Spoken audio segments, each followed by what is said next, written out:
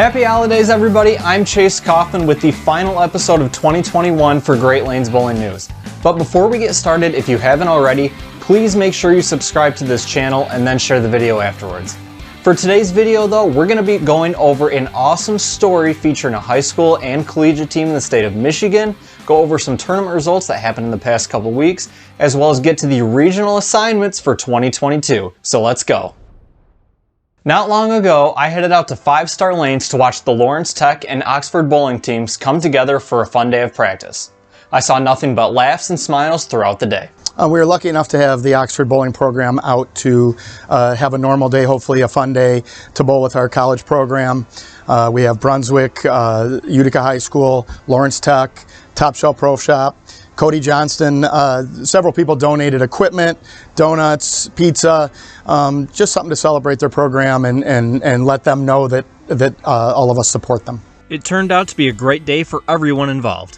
Coach J.R. Lafnir of Oxford was thrilled about this idea and loved to see his team enjoying themselves out on the lanes again. It was a couple days, maybe a week after the incident happened, and John from Lawrence Tech reached out and said that he'd like to host the kids and try to give them a day where they could take their minds off of the tragedy and bring them down and bowl with them. And I thought it was a great distraction. I've had so many of the parents say to me that the only time they see the kids smile right now is when they're on the lanes or with their teammates. So I thought it would be great, a bonding experience and healing experience for them to get away from Oxford altogether and come down here to Troy. And 5 Star Lanes has always been a great place, and we've bowled here in tournaments and things. And so we took the opportunity, and my kids, I hadn't seen that kind of excitement in their faces and in their voices since we started getting back together and talking. So it was awesome for Lawrence Tech to reach out. Not only was it great to just be out on the lanes, but JR mentioned it was a great experience for his team to be bowling with some of the best in the sport. It's amazing. There's a lot of connection between Oxford and LTU with some of the bowlers that are out there, but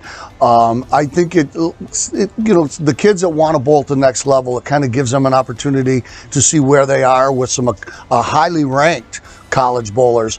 So I think that gives them some motivation. And these kids we asked them to share with our kids about what it took to get to college and college bowling. So I think they're all getting a little bit of something out of it. But most importantly, they're just getting that joy of the game and joy of being out in public again. So I think it's going to be a great help to us. It's going to be a long season, coming off of a terribly long season because of COVID. And so we're looking forward to getting started and trying to get, for lack of a better word, some sort of normalcy in these kids' lives. And of course, with bowlers being bowlers, they decided to do a doubles baker tournament to add to the fun. So we had the Oxford team come out to practice with us. We paired up with them. We did like a doubles tournament, and it was a lot of fun. Yeah, you got to meet a lot of new faces, got to see a lot of smiles. Xander Brown of Oxford and his teammate Mike Weber ended up getting the win after averaging .231 in Bakers and winning the one-game semi and finals matches. But for them and everyone else there, it was just about having a good time. We just wanted to give them a day where they could, leave everything out on the lanes and just have fun and kind of forget about real life for a second so that they could just enjoy themselves and have a good time with us. And that just made me feel really great. They were all smiling and laughing. So, just to feel like we provided them with something so positive in light of such a negative event, it was a great feeling. Along with getting on the lanes to have a good time, Sydney and others are really hoping this will also help them throughout the season. I think this is actually going to help them a lot. I think we gave them a lot of pointers and we really helped them out and got them back in the spirit of bowling as well so that they could focus on their team and doing well instead of what has happened in the past. So I hope that they can just keep pressing on and push forward and kind of take some of the words that we gave them and utilize that for their next match. Not only was it a joyful day for the kids, but it was for the parents and coaches too.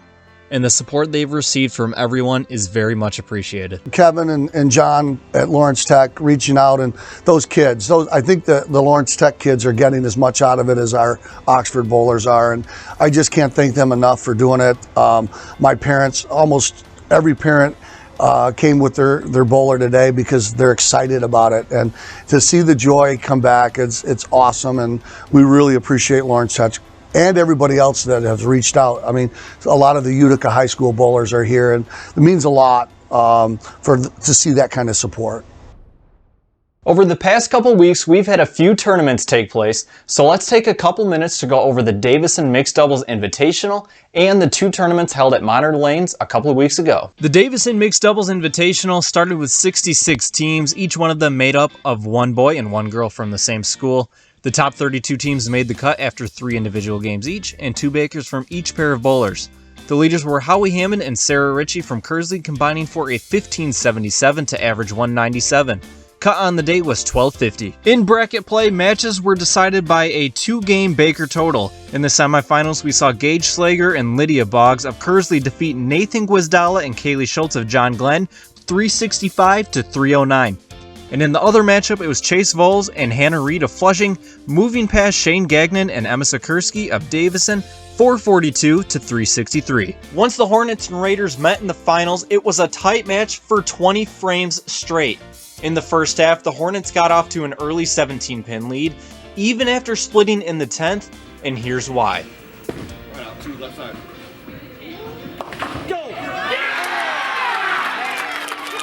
Boggs able to convert the split, Kearsley up after game 1, 167 to 150. As the pressure mounted in game 2, the strikes accumulated.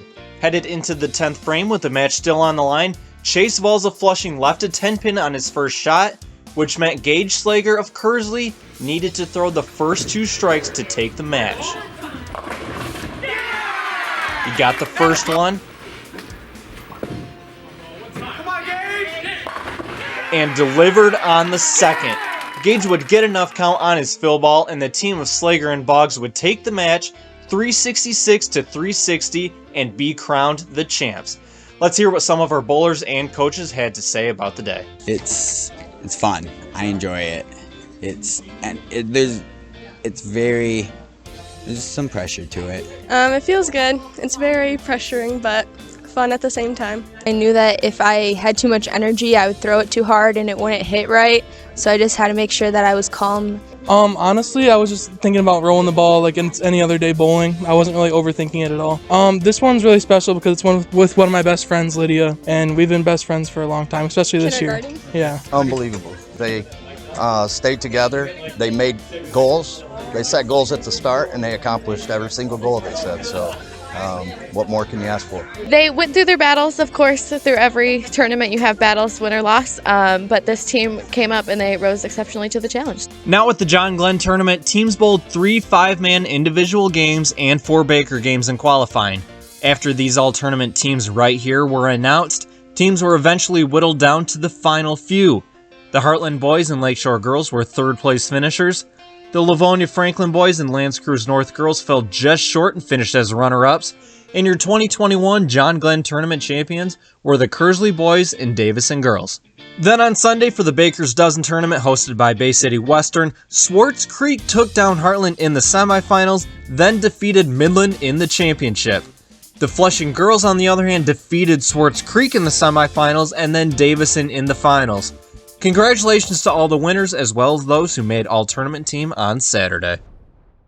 The biggest tournament of them all comes at the end of the season at the state finals. But obviously the only way to the state finals is through regionals. So let's take a look at the regional assignments for 2022. Many teams stayed put in their region, but there are a few changes for this season. Right off the bat, you notice Byron Center is now in Division 1 after their boys won a regional title last season in D2. The D1 girls state champs Hudsonville will stay at Sherman Bowling Center. The Davison boys and girls, though, will move over to Royal Scott after being at Century Bowl last season. And the Farmington Hills girls, who won a regional title at 5-star last year, moved to 300 Bowl. Westland John Glenn moves to Super Bowl in Canton after the girls won at Score Lanes last year. And Salem girls regional champs and boys state champs in 2021 stay there as well. In Division 2, Flint Kearsley will stay at Monitor Lanes after the girls won a regional there and later a state title at Century Bowl. And Swartz Creek moves to Monitor now after the boys qualified in Division 1 in previous years. In Region 11, last year's boys D2 state champs, Dearborn Divine Child, will now have to face Livonia Clarenceville, who won a regional title in D3 last season, and the Lakeshore boys and girls stay there after both taking regional titles in 2021. Division 3, Boyne City, Sheboygan stay in the same region, but it will now be in Gaylord instead of Sheboygan. Nothing different for regional champs of Belding, Hudsonville Unity Christian, and Hillsdale. Regional champs Carroll girls and the state champs Birch Run girls stay in Region 16, but move to Essexville, while the boys and girls of Armada, who won regionals last year, will stay at Strikers in Richmond.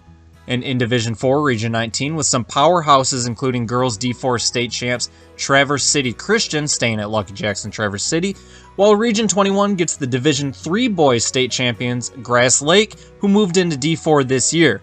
And to round it all out, the D4 boys state champ St. Charles stays in the same region as 2021 regional champ Ithaca, while the regional champs in Regions 23 and 24 stay the same. I'm sure there's a ton of you out there ready to get back into bowling, so let's take a look at the laundry list of tournaments that take place right after the new year.